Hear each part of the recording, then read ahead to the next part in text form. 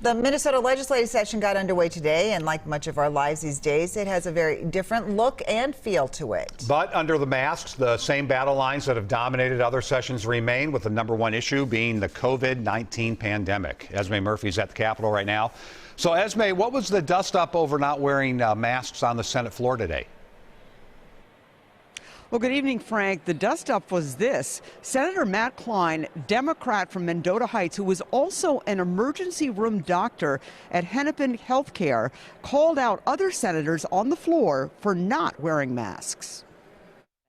Senators of both parties were seen on the floor not wearing masks as they spoke, including Senate Majority Leader Paul Gazelka, who paid tribute to Republican Senator Jerry Ralph of St. Cloud, who died from COVID just over 2 weeks ago. Senator Ralph was a great senator, a true friend. But some senators were without masks when not speaking, including Republican Senators Mark Johnson of East Grand Forks, Senator Justin Eichhorn of Grand Rapids, and Independent Senator David Tomassoni of Chisholm. Several members chose to come to the floor without masks, not once but repeatedly, not just for the oath, but for votes. Senator Matt Klein mentioned the risk to legislative staff as well as lawmakers. The Majority Leader has lost a member of his family. I have lost tens of patients, and we, of course, have lost a beloved colleague. If for no other reason than to honor their memory and try to prevent a further loss, I would encourage our colleagues to mask up.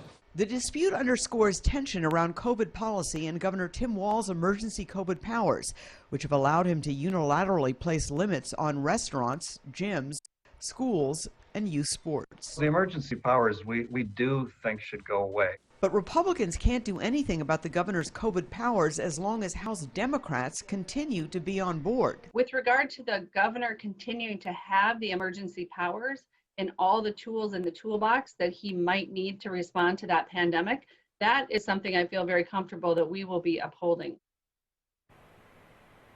Now, late this afternoon, I heard that a number of House Democrats, a very small number, but a growing number, are actually no longer on board with the governor's emergency powers.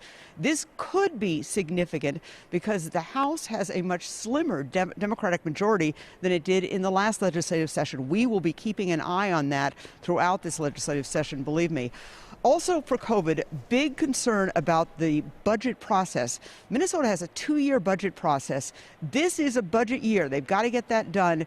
And the projection for the second year of the budget is a big $1.2 billion deficit. Significant issues, Esme. Thank you.